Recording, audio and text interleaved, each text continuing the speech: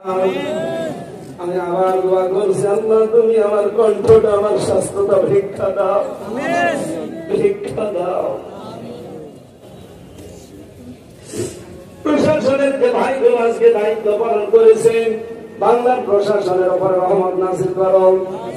জালেমদেরকে যখন বিদায় দিয়েছে, আল্লাহ কিয়ামতের আগে দেশের চেয়ারে কোন জালেমকে বসতে দিও না। বৈষম্য বিরোধী ছাত্র আন্দোলনে যে ভাই বোনগুলো জীবন দিয়েছে, এই শাহাদাতের মর্যাদা দান করো। চট্টগ্রামের মাটির নিচে যত মানুষ ঘুমিয়ে আছে, এদের জান্নাত দিয়ে দাও।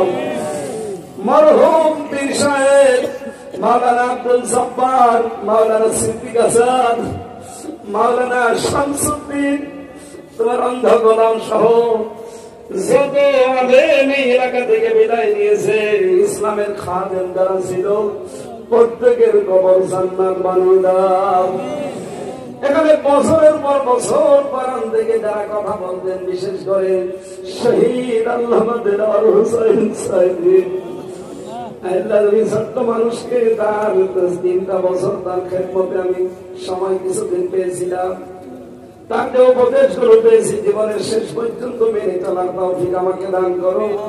তার কবরটাকে তুমি জান্নাতের সহ্য মাকাম বানিয়ে দাও।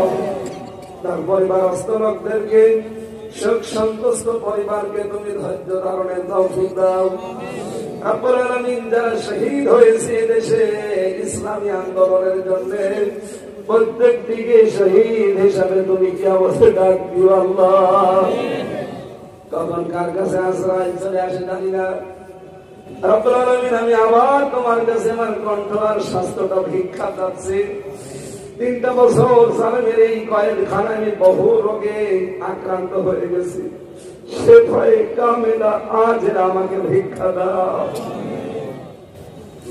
মরণ আসলে যেন বলতে পারি লা ইলাহা ইল্লাল্লাহু মুহাম্মাদুর রাসূলুল্লাহ।